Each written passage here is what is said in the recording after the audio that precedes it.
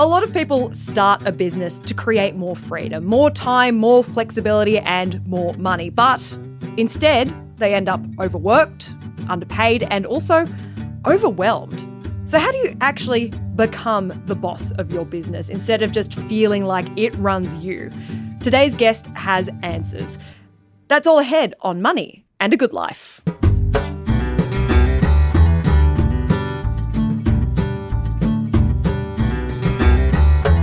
My name's Stephanie Coombs and I'm here with my co-host, mate, and the money expert, Ryan Watson. Hello, Ryan. Hi, Steph. Great to be with Sydney side today. Sydney side, I know. This is so unusual. We've taken it on the road. This is a big step for us. And this is a good topic for you because I feel like you have a lot to say about running a business as a man who runs a business. I generally have a lot to say, so we'll go with that. We'll go with that. We have another expert, of course, joining us. We're joined with Betsy Westcott. She's a financial wellness coach, a keynote speaker, and a pretty familiar face in the media. Betsy, welcome. Hello, welcome. Thanks for having me. Just doing my media face. Yeah, that's good. Yeah. I can tell why. You're on so many shows, and you have been on a lot of shows, and people do come to you to talk about finances. So what is your background? How did you get into this gig?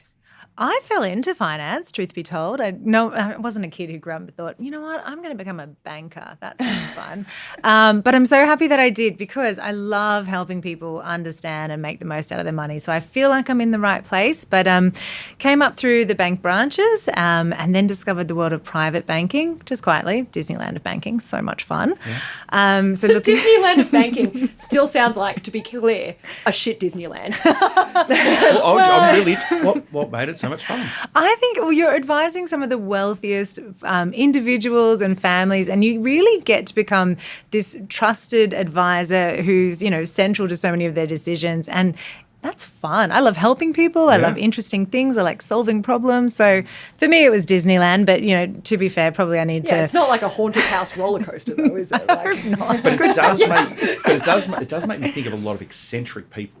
Yeah. For some reason, I think the idiosyncrasies and things like that. Yeah, I don't know why. You're not wrong. Yeah, okay. Without saying too much. So I think I sat next to someone like that on the plane today, to be honest. For another time. Yeah, for another time. So after your, banking. Oh, yeah. So that's when I got qualified as a financial advisor. Then I thought I was going to change the world with fintech and started a brand new bank and then started creating financial wellness apps. But I actually realized with fintech, you actually don't talk to many people. You're on the tools all the time.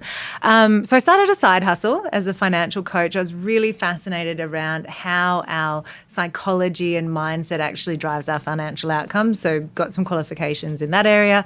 And then it just kind of grew and exploded and I realized I loved it. So I packed up the corporate life and the salary that went with it and started my own business, and here I am. Amazing. Fun. And starting your own business, that's obviously a topic that we're interested in today because we talk a lot on this podcast about if you want to change your financial situation, there are a few levers. It isn't all just about spend less. Well, one of the other levers, the primary lever, is increase your income. Yeah. That's and it. Also your own autonomy. That's what you want to be self-employed or the boss for. Yeah, just a way to sort of change and improve your life, right? But I think that it is important to note that the version in your head of running a business and the reality of running a business, they can be quite different, can't they? They can. Yeah, absolutely. Very different. Yeah. So is that your experience, Betsy, when you were sort of running a business for the first time and stepping away from the corporate world? Yes. I was blessed in that I had been in startups, so they're very much like starting a brand new business. And also my husband runs his own business, and it seems like most of my friends run their own business. So I'd had a bird's eye view of what that looks like. So it wasn't quite the shock that it could have been. Also, I ran my business in conjunction with my corporate job for quite a while. I'm a naturally conservative gal, and I really wanted to test and learn and just get some proof that actually people wanted to work with me and maybe buy what I was selling. So that really helped me establish, what was it going to take? What was the cash flow going to look like? What were the expenses going to look like? And just gave me a realistic expectation of what that might be. Was that your experience as well? Did you sort of know what you're going into, Ryan? Or? Oh, yeah, somewhat. So, when I started, Tribeca, I was 30 years 30 years old, so it was 15 years ago, and had a few years' experience in advice. I started more from the purpose side of it, and just I wanted things to change. I wanted how we define financial advice to change, and didn't have a lot to lose. So went out and probably just went, more the balls and all approach, to be honest. Yeah. I'm one of those people that has a lot of jobs on the side, a lot of different things going on. What are you up to, about 16 or 18? Yes. And I'm looking for more. If anyone's got any leads, send them my way. I might not be able to do it, but that's freelancer life. That is If you're a freelancing, freelancer yes. life, you're already in a sense that at any point it's all going to go, the wrong way, right? But I think that some of the more interesting advice that I've been given when I've been exploring this is that you don't necessarily give up your day job and sometimes test it on the side of your real job. And that's obviously what you were doing for a while, Betsy. Do you think that that's generally good advice for people? I think so. I think, if you're going to start a business, first you want to make sure you're passionate about what it is that you're wanting to get into. You're not just going into it for the money. It's something you genuinely love doing, and it's interesting to you because you will probably have challenging times, and you need to have something that's really going to motivate you to keep you going and see you through that. If you can get some proof that people want to engage with whatever it is, the service that you're offering or the product that you're selling, and make sure that there's actually a market there and that you might be able to make some actual money out of it. Because if you're not making money, you're running a passion project. So make sure there's that proof, that passion, and just, then make a plan to give it a go, and make sure that you are giving yourself oxygen to start this business. And by oxygen, I mean have financial savings in place to just give you the breathing rooms to build it well, rather than not having any cash and having to make those really less than desirable decisions and have that real angst about you when trying to build that business, because that's going to create stress and it's probably going to stuff up the game plan. Do you remember the moment, Betsy, when you're like, this is working? I've actually found. Do you remember that moment? Yeah, well, because I didn't actually intend to start a business when I was doing it. It was literally like, I really miss helping people with money. Maybe I'll just start a coaching business and I'll run a few boot camps and see how it goes. And then people started signing up and really enjoying it. And I think it was the commentary around from my husband and my friends, like, you love this, don't you? And I was like, yeah, I do. Yeah. You'd do it for free. Yeah, I'd honestly do it for free. And I resisted stepping into it full time for a long time because I didn't want the need for it to fund my lifestyle to take that joy away. And I was actually really worried about that. Okay. But circumstances evolved that I had an opportunity in between some jobs to have a crack at it for a while. And I realized, actually, no, it didn't take my joy away. It amplified it. So that was really good. So that's why I'm so big on that. Like, you've got to have some passion for it because it is tough. It's sometimes lonely as well. You don't have the whole team around you and people to chat to. So you've really got to have that passion. Well, I feel like you sort of touched on this a little bit already, but just to go a little bit deeper into that, how do you know if you've got an idea that is worth turning into a business? So maybe you're someone who has a craft that you like and you're like, is this real? Or maybe you have an idea, is this real? Like, how do you make certain that you're going in the right direction? Test and learn. So is there a way that you can get people trying what it is that you're selling, that service, that product? Can you build a wait list? Can you, give it to people and get some feedback for free? But that's going to give you the insight around, do I just love this and it's a me thing, or is this a market thing? Is there people willing to pay money for it? So finding a low risk way to do that is really good. So whether that's doing it on the side or having a small sample or trying to build a wait list, a community, see if people sign up, that's going to give you the feedback that, there's actually some demand for this. Yeah. For you, Ryan, it was a little bit different because this is, financial advising is your business. It's what you've been doing. Yeah. You went in a little bit more strongly than that. Yeah. So the journey for me started really, post-university. I wanted to find something. I just did general degrees, a commerce degree, right? So, but I wanted to find something where I could really help people and make a life for myself, create financial independence. And that's where financial planning was where they intersected.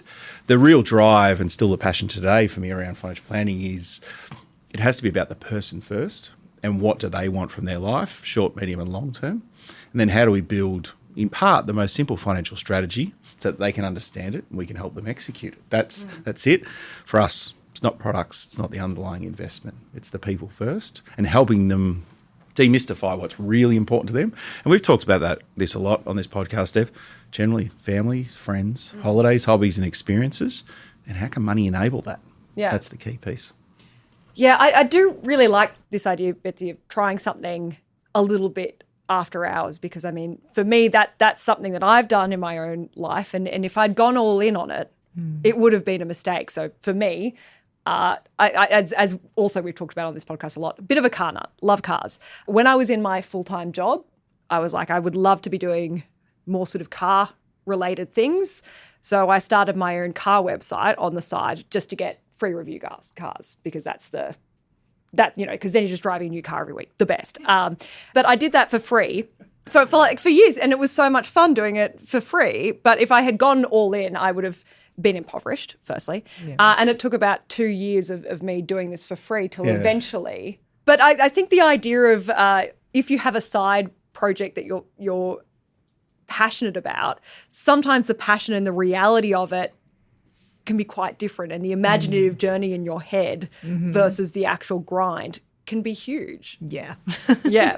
So what is a bad reason for jumping into a new business, do you think? I think if you're, one, trying to escape a bad job, it's probably not a good reason to start a business, because not only are you leaving that job, but then you're trying to take on about a million other roles. You become the marketer, you become the salesperson, the operations person, the risk and compliance. You learn how to set up the internet, the office space, everything else, the printer. Cook, the cleaner. Yeah. Yeah. I do everything.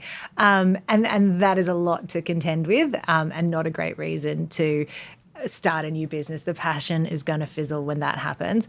Second reason would be if you're copying someone else's success.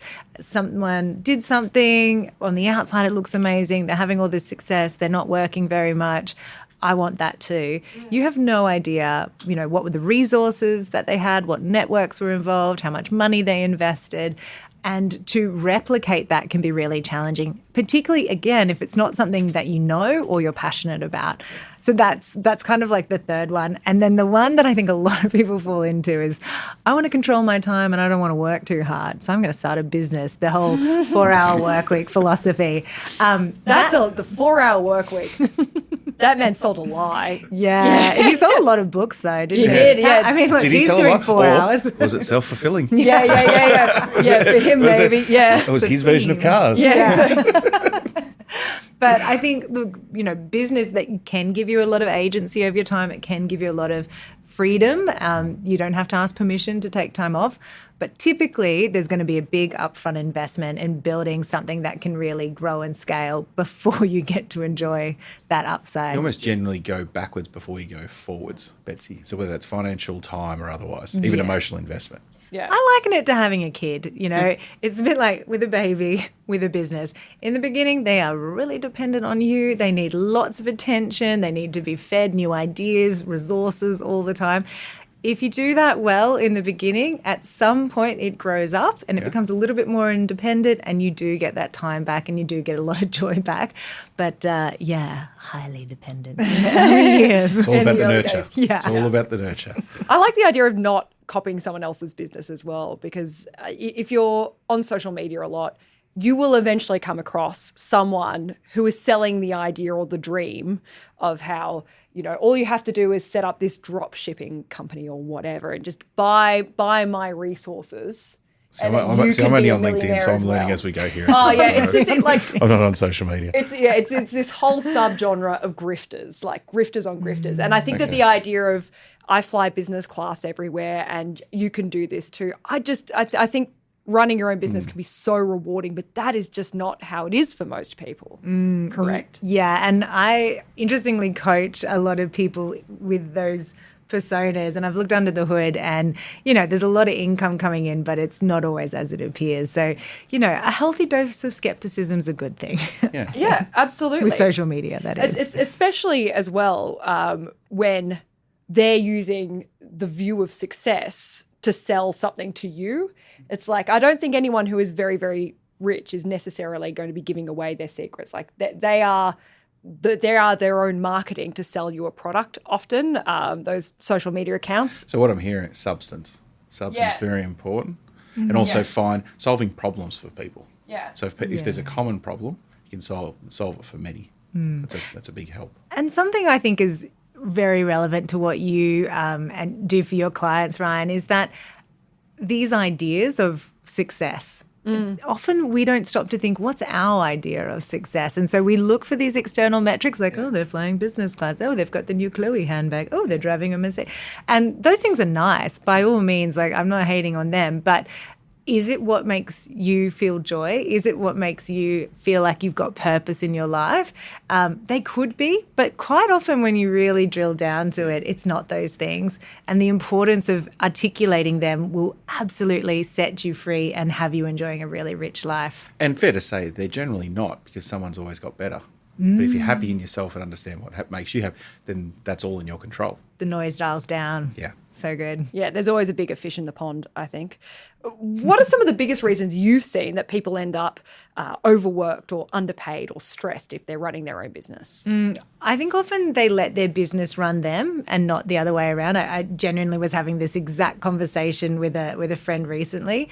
You go into business and that thing will take all your time, all your money and all your resources if you let it. So you've got to put boundaries on your business and have that really clear view of what does success look like? What am I actually striving for? What does good look like?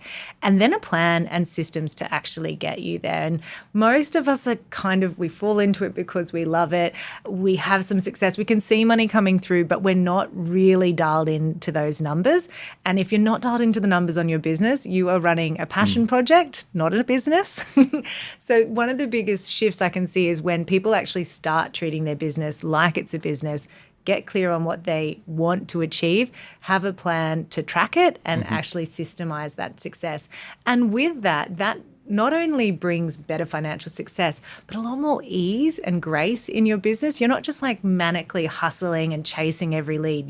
You're strategic, you're systematic, and you're a lot more successful. Do you see a lot of people, Betsy, that don't have a written plan? Oh, yeah. Okay. I like it's an idea. Oh, yeah. I love that. Yeah. I don't want to sound ignorant, but okay, really? I love Okay. that, Yeah. Yeah, I mean, let's just remember, you're a financial planner. It's True. kind of what you but do for there's a lot of plumbers with leaky taps. No offense to the plumbers listening out there. But yes.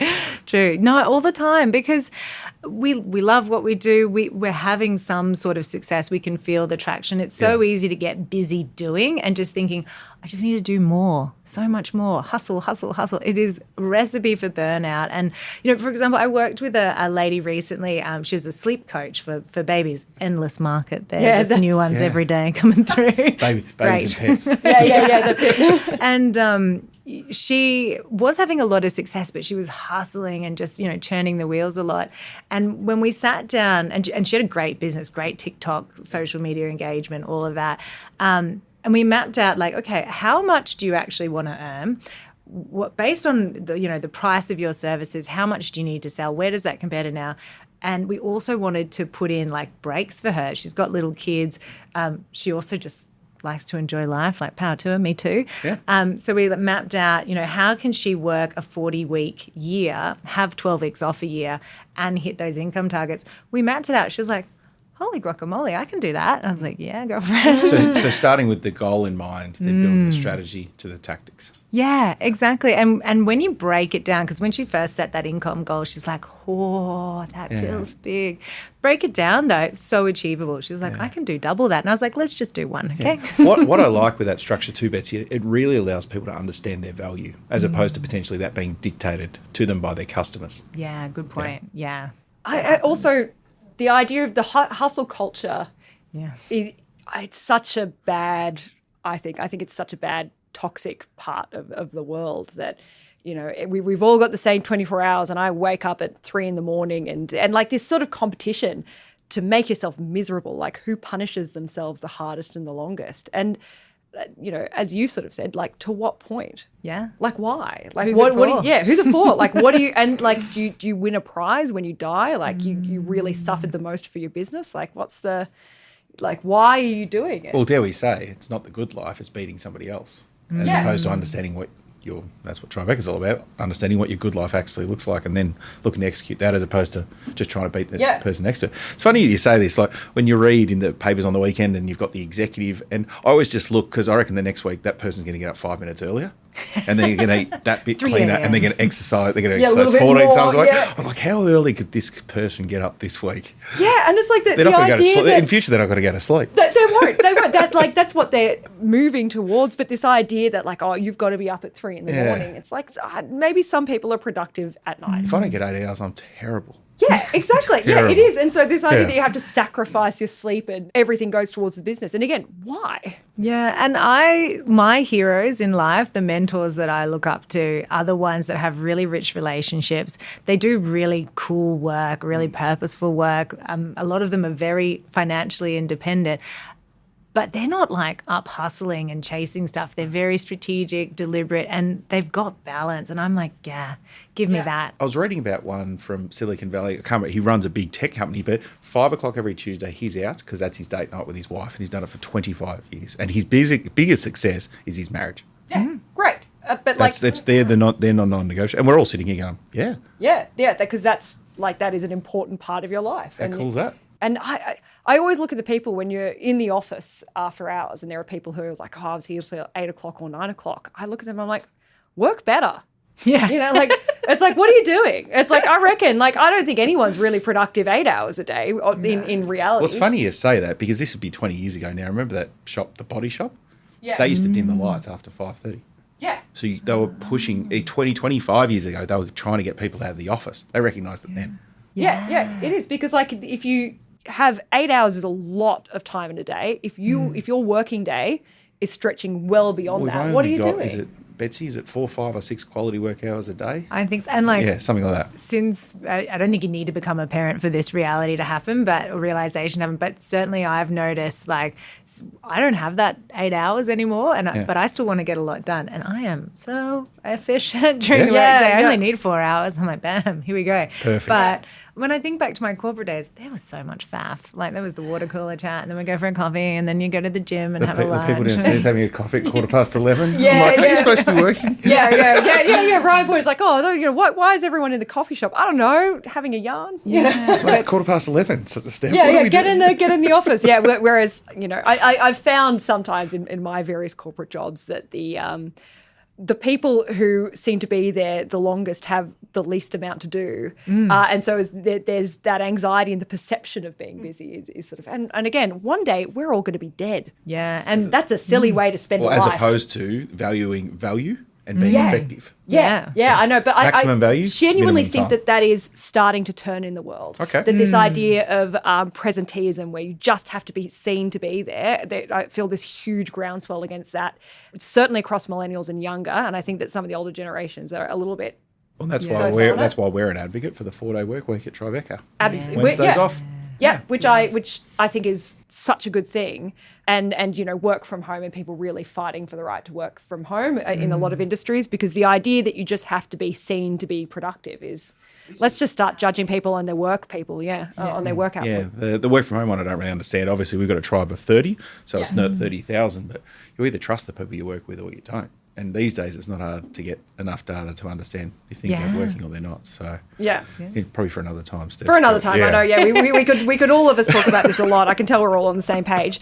Now, Betsy, you run a workshop called Money Boss, and there are 7 steps that you like to take people through and advise people to do. What are those steps? Yeah, well, I really am just trying to help people get clear on the vision and then stop winging it with their business and actually be strategically successful. I follow a framework that I've developed called CLEAR. So it's actually only 5 steps. Oh, okay. Cool. But okay. We can make up another 2. Add a couple of 2. Yeah, okay. Yep, there we go. 5 steps, Steph. 5 steps, writing that down. Thank you. Yep. First part is clarify. What does success actually look like for you? And I'm really repeating myself, but most people skip this step. Yeah. They just get busy doing, or they adopt someone else's idea of success or what society says, and they just get into it, and suddenly you've gone a long way down the path that you never intended to go down. So pulling up, getting clear, what is it that I actually want to People start on a metaphorical road journey, but they don't know where they're going, but they just keep on driving. Yeah. Before you turn the engine on, where you get clear on where you're going. Absolutely. Yeah. And it's like they're busy going where? Who knows? Like, You're just busy. yeah, just busy. And I am like anti-busy. It's one of my most, like, I'm probably going to go on a tangent, but it's one of my most hated response. How's your day? Oh, busy. I'm so busy. Oh, okay. Whatever. Cool. Great chat. We go by busy as bullshit. Yeah. That's Rebecca. Busy as bullshit. Yeah. I'm with that. So anyway, Yeah. sorry, tangent. I'll hop off my soapbox now.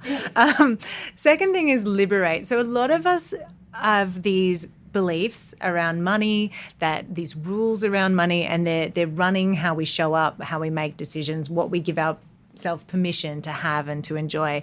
So really trying to liberate people from those beliefs and mindset that keep them overworking, undercharging, not over-delivering in their job. So first of all, create an awareness, because these things are largely formed in childhood, largely unconscious. So create that awareness, find what's working for them, because there's stuff that we all do that's really positive and supports our business, our financial well-being.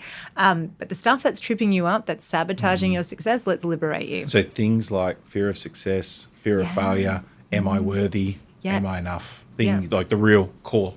And even afraid of being seen, afraid of being, as you said, successful. That might not be safe. I might get kicked out of my current social tribe if I'm too good, or Really I get too big for my interesting. boots. Yeah, that's probably one of the Particularly in most dominant Australia. ones. Tall poppy, right? Tall poppy. Yeah. That's interesting. Permeates everywhere.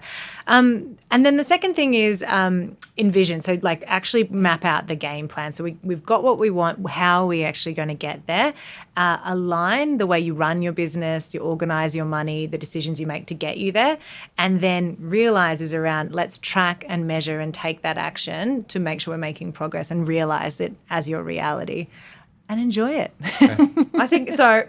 Clear to remember. It's clarify, liberate, envision, align, realize. I think that's a really nicely well-rounded 5 steps, not 7, to sort of like bring your business into the real world if you're trying to do it. What steps do you find people get stuck on? They skip step 1. So that Clarify, clarify. What do I want? What does success look like for me? And then the align, actually systemizing their business, building the structures and the framework to make it successful. Yeah. And often if we don't invest that time around building those strong foundations, good cash flow management, like everyone wants to tell you what their revenue is. I don't give a about your revenue. Yeah. I want to know what your profit is. I want to know how you're managing your expenses, how you're investing in your business, in your people. And so they sort of get going. Money's kind of happening everywhere. It's flowing. Bills are kind of getting paid. So I think we're okay. I think they're making money. And then they try to scale, and that's when the cracks show and the wheels come off. So lay those strong foundations, really align what you're doing to get you where you want to go, systemize So it's it. really the calm, considered, as opposed to the analogy I had in my head around the busy was a Tassie devil. Yeah. As opposed to just spinning, like in terms of just starting busy and you're on that. Yeah. Clear, calm and concise. Yeah, I like the idea of just saying like the bills are getting paid. I think it's all right. Yeah. It's sort of like Everything is awesome. Well, then Yeah, you I get into a think piece. It can be profit, but then there's a cash flow conversation as well. Yeah, So it's like, where is being across the numbers. Yeah, and what's coming in, depending on the structure of business, but so often we're looking retrospectively like, oh yeah, we did really good back then, and then not sort of thinking about what's coming in, how's the pipeline looking, is there still demand for what we're doing? and evolving as well, evolving the true. business as things change. I mean, that's something that you've had to think about as well in your business. Yeah. My role far more these days, Betsy, is obviously I've got my eye on the quarters or the current financial year, but my role is far more the 1 to 3 years now. But 15 years in, that's been an evolution. So putting people in the business that I trust, but also growing myself and evolving with it. Because if not, you continue to do the same things and have to have your hand across everything. And therefore, you don't create an environment where people can grow as well. So it's the continuous growth of the business leader as well. Yeah, Create the space. I call it the entrepreneur's evolution, because who you needed to be to get your business going, to then make it sustainable, to then make it something that has real legacy is, 3 different people effectively. And the founder and the CEO complex as well. The CEO, but trying to evolve at a founder to CEO as well. One of the things that you talk a bit about is the link between money and mindset. How does the nervous system and our psychology sort of shape the way that we deal with money, and particularly in this sort of instance where we're dealing with new businesses? Yeah. So If we want to make really great, sound money decisions, we need to have a regulated nervous system. We need to be calm and collected. When our nervous system has that calm and that regulation, we can access our prefrontal cortex, which is our thinking brain, the one that's responsible for language and planning and long-term thinking and that good quality decision making. When we're not regulated, we go into survival mode and we activate the limbic brain and the emotional brain, which I can't think of the technical name for right now. It'll come to me later. That's all right. Yeah, it's all right. We'll put it in the show notes. It's fine. Yeah. And so we go into survival mode, and that's when we start reacting and responding and not making sound decisions. Cortisol. Yeah, the cortisol's flowing, our emotions are making the decisions, because we're in that survival mode. And so that's when we, avoid our finances, we make impulsive decisions, we make reactive decisions. And so if we want to make the best decisions, the ones aligned with what we're trying to achieve that have the most long-term value, we really need to have that regulated nervous system and be able to notice when we're not in that and just hit pause. So self-care for self-employed being really important. Yeah, self-care, self-management as well. And there's always time, right? Yeah. Just got to make it. Yeah, that's really true. It's that happening to your day, running your business, not letting your day happen to you and your business run you, is a really big one. So that's sort of like the physiological side of it. But then we've got that emotional side where those thoughts, feelings and beliefs that we have running in the background about money, which is largely subconscious, largely formed from very early age, then influences how we react and respond and make decisions around money. So we talked earlier about, is it safe for me to be successful?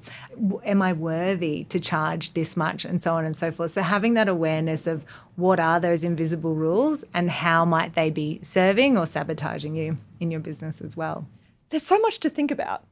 There really is so much to think about, but it does make sense that if you are trying to do something like a business, which is a really life-altering thing, that you do set out the time to think about this stuff. I mean, and it sounds ridiculous that people wouldn't write down on a piece of paper their business plan or think through some of this stuff, but I can see how people wouldn't, because it's probably some of this is a bit confronting, and I think some people might be a bit worried about what they'll find out if they write down what they're making. Well, but potentially they're worried with all that structure in place, it might kill off the love, emotion and the purpose. Creativity. Fair to say, Betsy, it enables it. Yeah, it really liberates you because you've addressed the numbers. You know that they're on track. So you can focus on being great with your clients, being really creative, delivering high quality products. What does the next hire look like? How do I go and get that A grader? And eliminate that noise and that ambient stress. And it doesn't have to be like this. Everything you've said is all important, but this doesn't look like 4 months worth of development work. This seems actually like something you could probably knock over a lot of it in a day. Yeah. And so you don't have to make this a giant, painful exercise, but you do just have to think about it. And if it's something that you find yourself avoiding or not getting started on or overwhelmed by, assemble a team of people who can help you. And I don't mean you need to go out and hire people, or that might be part of it, but engage a financial coach, engage a financial advisor, engage an accountant, whomever has the skill set that you're missing but is going to get you moving. That progress over perfection is such a helpful mindset. And accountability too. Yeah. And not having to think you know it all. Yeah. Put your hand out for help, because when you do, a lot of people are happy to help. But I think there is this thing sometimes, Betsy, where if you're the boss in inverted commas, you think you need to know all the answers, but you don't.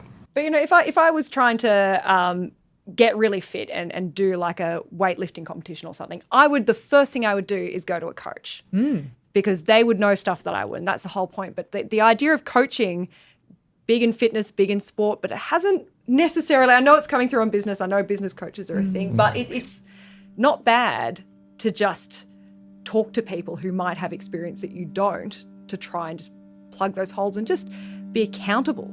And shortcut your success. Else. Yeah, that's it. I'm keen on that. Yeah. Quicker. Exactly. Rather than having to sort of become an expert from everything from scratch, go seek out the expertise where you have it. Yeah, be honest with you. Know what you're good at, know what you're not.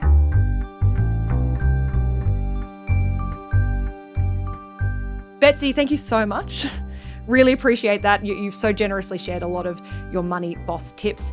And if people want to get in touch with you or attend one of your workshops, how can they do that? Well, you can find me on LinkedIn at Betsy Westcott. That one's for you, Ryan. That's the only place you go. Exactly. LinkedIn. Instagram, I'm at Betsy Westcott. TikTok at Betsy Westcott. My website's betsywestcott.com. There's a theme here, really. Yeah, this is branding. Yeah. Hashtag branding, yeah. And I've also got a coaching platform called The Inner Money Journey, which you can check out as well. And if you've got something out of this episode, do make sure you follow Money and a Good Life wherever you're listening now so you don't miss what's coming up. We'll see you soon.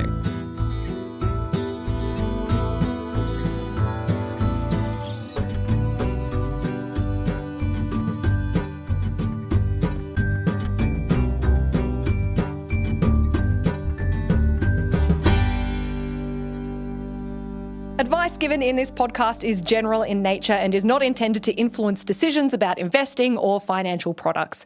Our listeners should always seek their own professional advice that considers their own personal circumstances before making any financial decisions.